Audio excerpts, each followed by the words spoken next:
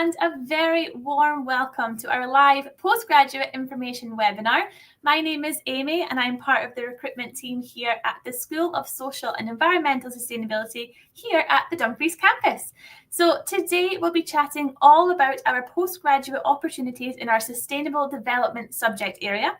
I'm joined today by my colleague Noel Maka, and I'll introduce her in just a second. We're going to be talking through all our available sustainability programmes, as well as answer any questions you may have about campus life, Dumfries accommodation, careers, so much more. We are also delighted to be joined today by a current student, Yayan.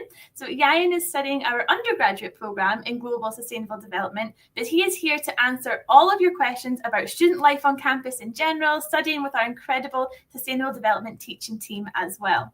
So before we start, if you have any questions about studying with us here at the University of Glasgow, please just use the text chat here on YouTube to send them in, and we'll answer them live on the session today. So let's get straight into talking about our exciting sustainable development programmes. Noel Maka, I'm so happy to welcome you today. I will let you take it away and get started. Here we go. Thank you, Amy. So this is the School for Social and Environmental Sustainability, and I'm the program leader for Global Sustainable Development. Next slide. Global Sustainable Development, it's one of the courses in the School for Social and Environmental Sustainability. It's in the Dumfries campus, and sustainability is in the heart of everything that we do. We have students and staff from different parts of the world, over 40 countries, and this even makes it more interesting because then people with different perception, different culture will bring all of this into the classroom, cross-learn from each other, and continue to advance learning and research in sustainability. Our campus is green. It's nature. And so it's like a living lab for us. Our class size is really very small. And so we have tailored intervention for our students. We are one close, very small community. Next slide. We also have accommodation. Students can take accommodation in town or within the campus. We have student hub where students meet, learn together, discuss, practice group work, group presentation. We've got free gym, we've got facilities like library, we've got the student union. If you've got any problem, if you want any policy change or you want to advocate for any sort of change, an excellent transport link across the UK. Next slide. We are a world-changing university, and aside from the facilities that we have a rich research environment, world-changing research in end-of-life studies, environmental science and sustainability, education, and tourism. Next slide. We've got 4 subject areas in the School of Social and Environmental Sustainability. We've got environment, we have sustainable development, education, and tourism. Next slide.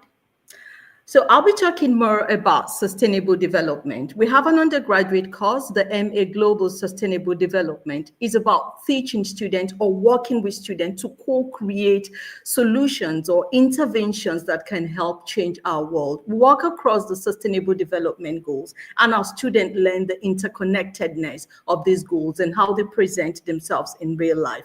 At the postgraduate level, we have MSc Marine Coastal Management and MSc End of Life. We've got postgraduate students working in different disciplines and spaces. We've got tourism, those working on health, those working on climate change, policy, food security. Next slide. Of course, we've got a wonderful theme of well-experienced academics, some with practice background from diverse parts of the world. It's an interdisciplinary team that leads the research and the teaching in sustainable development. For example, Dr. Naomi Richard is grounded. Her expertise is in anthropology, and she's the director for MSc End of Life program. We've got experts in development studies of the Global South. We've got experts from public health. We've got experts in environmental engineering, environmental sciences. Next slide, please. Right, and so in this school and under the Sustainable Development Group, we've got different research groups. For example, we've got the End of Life. It's about people dying with dignity, people dying equally like others, irrespective of their background. It's about the social justice of dying with dignity, just like any other person. The focus of this research group is especially on deprived people within the UK. And it's also led by Dr. Naomi Richard. She's got vast experience on dying with dignity, and she's been working in this space for close to 10 years. Next slide, please. Like I did say, our research is world changing, and very recently, the End of Life group, and especially again, Dr. Naomi Richard, one of her research has been adopted and is shaping end of life in the UK.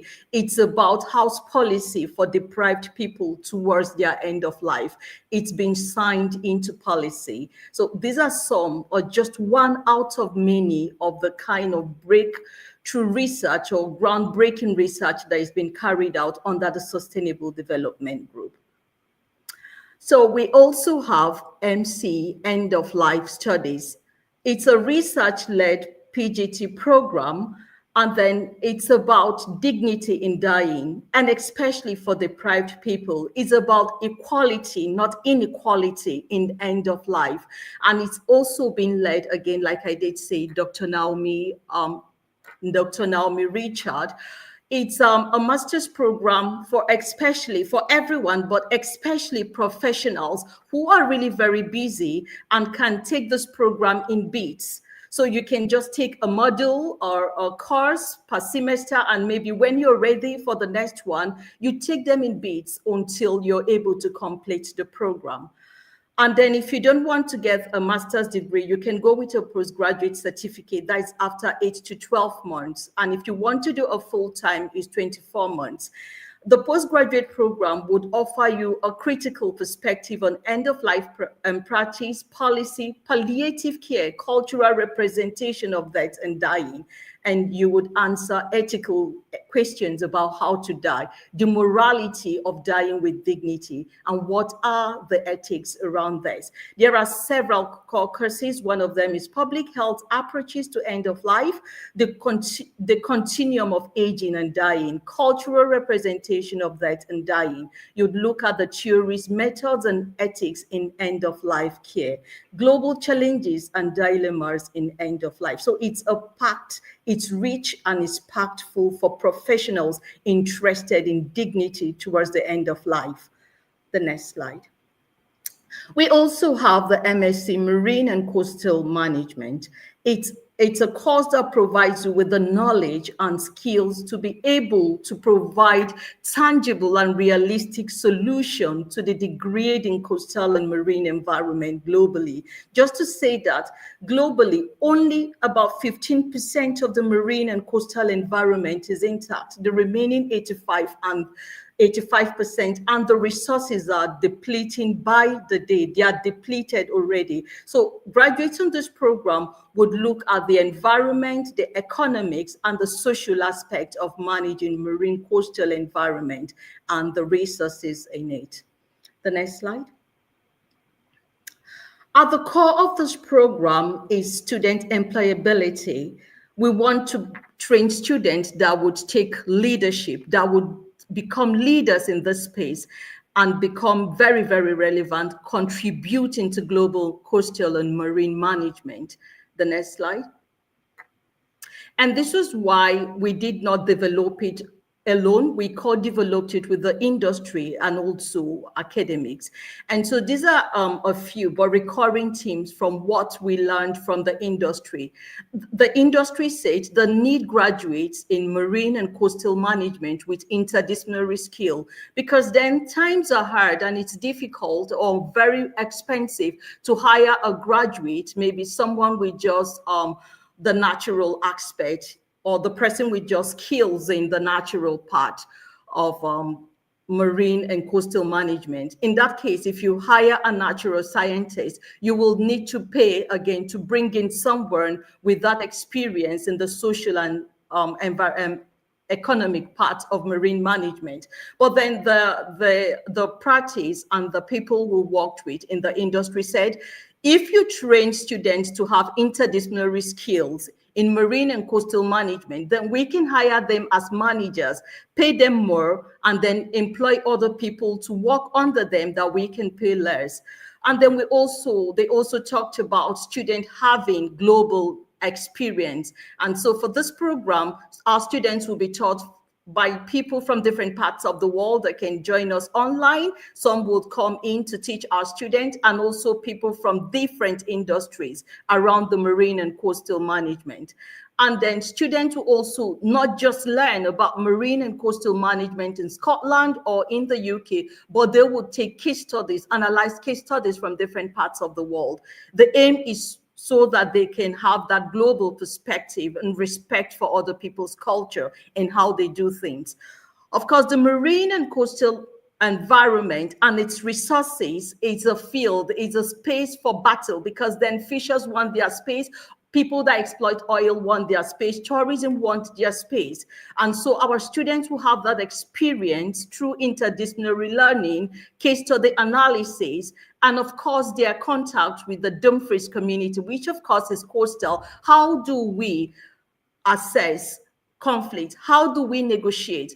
If we cannot have sustainable solutions, how do we trade off? So these are part of the skills, and these were recurring themes from our co-production or co-creation of this program with industry. These were some of the themes that came out from what they want as employers. The next slide. We have 4 core courses. One of it is marine and coastal dynamics. It asks this question: can we separate human beings from their environment? Can we separate humans from the marine and coastal environment? And how do we do this? Because we need to understand this relationship that is so coupled before we can provide interventions that can work.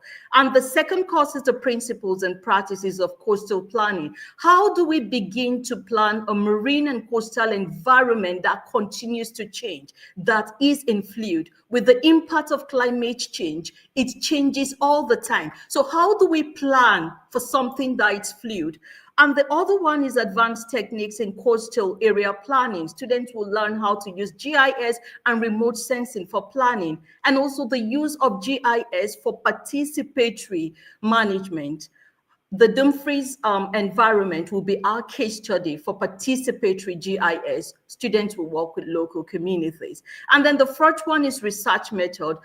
How would you conduct your own research? Would teach you, and you would learn how to conduct your own research. The next slide. We have a suite of optional courses: environmental ethics and behavior. What is right? What sort of behavior, what sort of planning is right?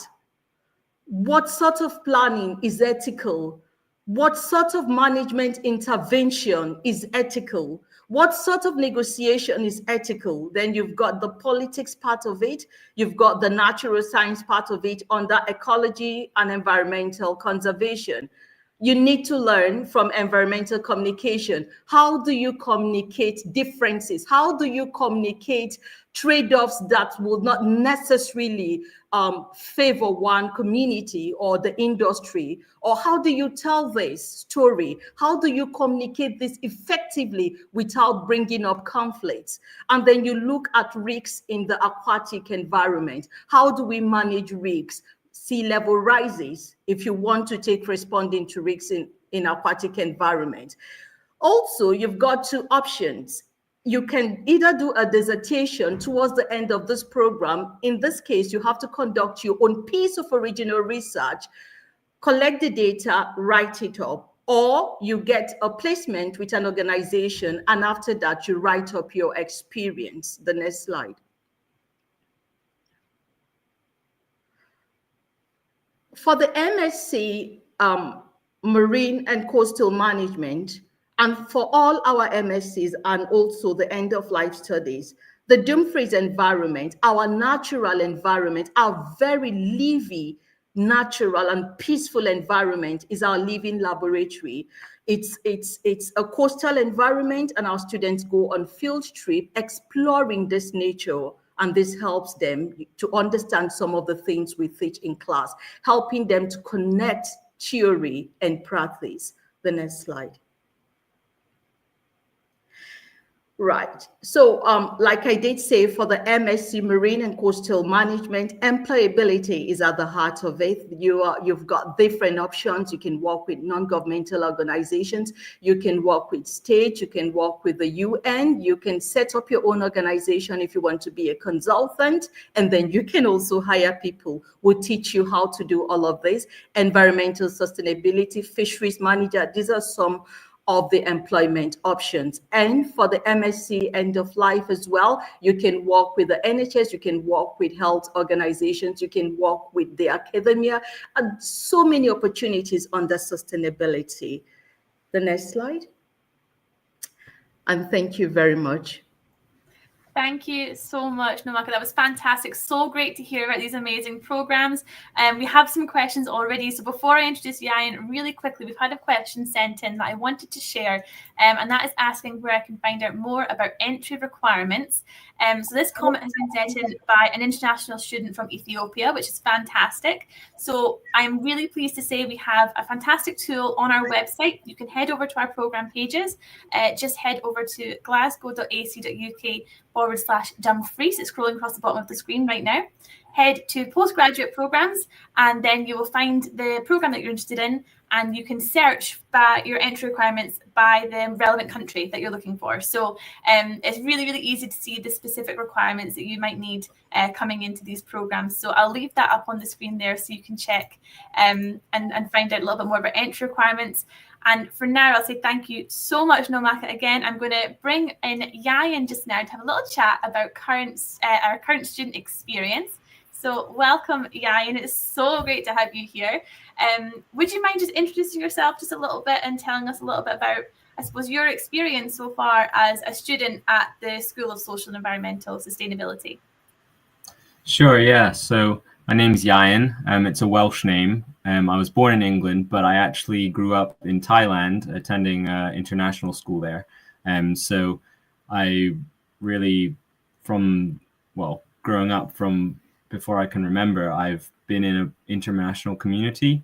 And so coming here where there's such a diverse group of people is a really important aspect of having a positive student experience. I actually, when I was thinking about where I wanted to go to university, I had read that it was actually better for in terms of hoping to have a diverse group of friends at university. There's actually research showing that if you go to somewhere that's smaller numbers, and here in Dumfries, at the Dumfries campus, although we're part of the big University of Glasgow, we've got more sort of like a liberal arts college feel in some ways. That actually tends to mean that people have a more diverse friend group and are exposed to more diverse perspectives, because when you're in a big place, you tend to just gravitate towards people who are more like you, even though there is huge diversity. The people here, you just organically, the people you're interacting with are diverse and they become your friends. So that's something that I value about here. That's fantastic to hear. And we've actually got some questions coming, so I'm going to share these if that's okay, and we can talk a little bit more about your experience. You've touched on this a little bit already, but would you say the Dumfries campus is international? Yeah, so last year I stayed in student halls. I had flatmates from Ethiopia, China, and Germany. I made friends with people from Japan and Mexico on my course. I've got someone who grew up in Australia, someone from China, and I mean I could list more, but there's a large spread of people that are on all the different courses. Yeah, no, that's fantastic. And I think not just across our student body, but our staff as well. We've got a really kind of Absolutely, truly international lecturing team. Yeah, so I'm not very long into my degree, but I've already had lectures from Nigeria, Namaka, China, Canada, the UK, England and Scotland, who am I missing? Mauritius, I believe one of my lecturers was born in Mauritius. Yeah, so that's and that, something to add on the end there, you know, it's not just that's the perspective they bring to their teaching, but you get to learn a bit about their experiences as well, because given the smaller class sizes, we have chances to connect with and build relationships with our lecturers in a way that doesn't happen in places where you've got, you know, a huge lecture theatre, and it's just not feasible for lecturers to develop personal relationships with their students. So yeah. No, that's fantastic. Thank you so much for sharing. And I have another quick question here for you. What is it like living in Dumfries? So Dumfries is a town, we talked about this earlier, about 40,000 in terms of population. And yeah, from a student's perspective, moving to Dumfries, living there, how have you found the whole experience? Yeah, so there, in deciding where I wanted to go, there were a couple sort of, I guess you could say, categories that sort of I was going on. There's an impression of a place and a course, and then there's principles, because obviously before you move somewhere you can't really know exactly what it's going to be like, but you can go on principles. So based on principles, you know, Dumfries is it's not a massive city, and for me that was a big plus, because I find big cities quite overwhelming. The Dumfries is connected by transport links to Glasgow, and I have friends who like travel at the weekend to Edinburgh because that's where they've got friends and family. But the smaller town feel for me means I can have a sense of being seen, being known within the community. You run into people that you know at the shops, walking in the park, and yeah, there's also that closer connection to, you know, I can go for a bike ride for 30 minutes and I'm well out of the town, and you know, seeing the rare barnacle geese that fly here from Norway in a way that I don't think would be possible, or it wouldn't be as easy if you're in a big city. Yeah. Was there another aspect to that I should touch on? You asked about moving here. Yeah, so there is student accommodation here if you're coming here just for 1 year. So quite a lot of our postgrads do like to stay in this one of the student accommodations. There's 2 within this town center, and one also about a 25-minute walk from the town center on the edge of the campus, so that you're like less than 10-minute walk away from the university buildings. And moving in there was helpful just because things were set up in terms of having everything you need in the kitchen and things like that, and then also having flatmates who you know, you have social connection with on a daily basis in a new place. So yeah, no, that's fantastic. Thank you so much, Jan. We've got quite a few questions coming into the comments here, so I'm going to invite Nomaka to join us back on screen as well. So a couple of points just to cover straight off the bat. So we have a few questions asking about discussing specific programs. So just to clarify, we are specifically talking about programs based within the School of Social and Environmental Sustainability, which is based at our Dumfries campus. So this session in particular, we are looking at the End of Life Studies MSc, and we are looking at the Marine and Coastal Management MSc.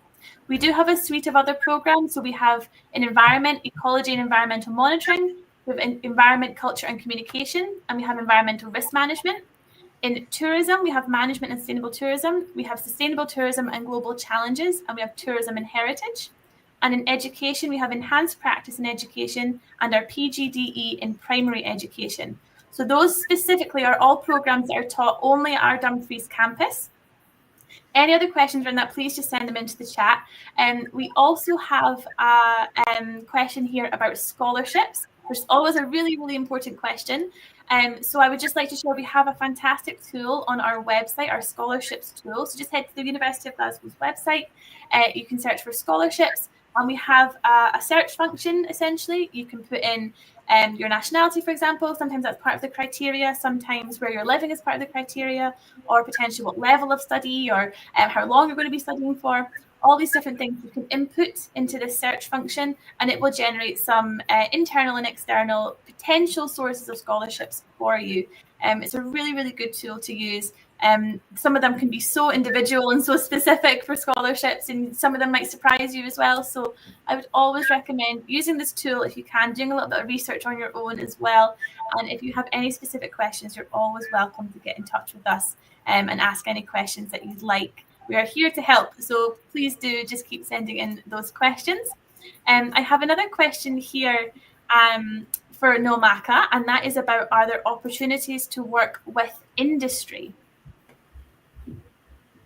Thank you, Amia. Our students will have opportunities if they want to take placement. We've got partners that they can work with here in Dumfries and outside Dumfries. So yes, you have the opportunity to work with industry, forge your own relationship as well, and gain that hands-on experience. Fantastic. Thank you so much. I think we might just have time for one more question. I know there's a few in the comments.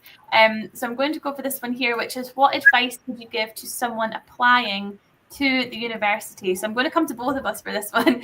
Both of you, sorry, for this one. So, Yayan, from a student's perspective, what advice would you give someone applying to the University of Glasgow? Are you thinking like in terms of the academic application process, or in terms of deciding whether this is the right place for them? Or I guess, anything that you've learned, I suppose, in terms of how to make that decision, or maybe good avenues of research that you could maybe suggest for folk?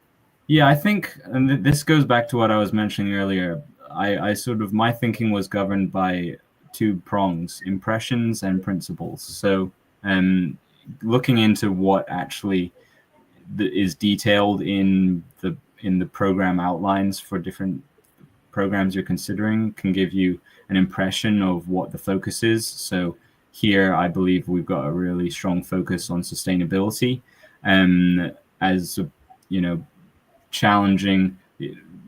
When I was looking for a degree in sustainable development, some areas it seemed were more focusing on development. I wanted to focus more on the sustainable, and even challenge the idea, can development be sustainable, or what makes development sustainable?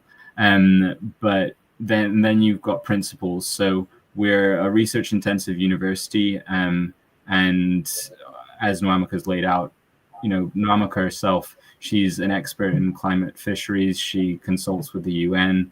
The other researchers are part of that were mentioned. Some of them are on committees, help set up new UN bodies, and consult with the government here nationally. So they bring that expertise into the classroom. In terms of writing an application, I think for me, just focus on like what you're really passionate about, and writing about that, you'll probably write something which is engaging and demonstrates your ability and interest.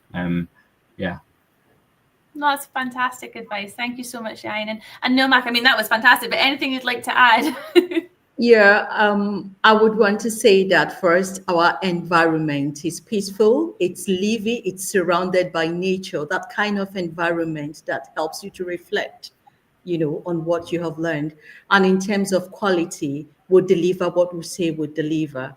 Our school is 12th globally from sustainability ranking, and part of the ranking, we submitted our students' work as well, what we teach our students.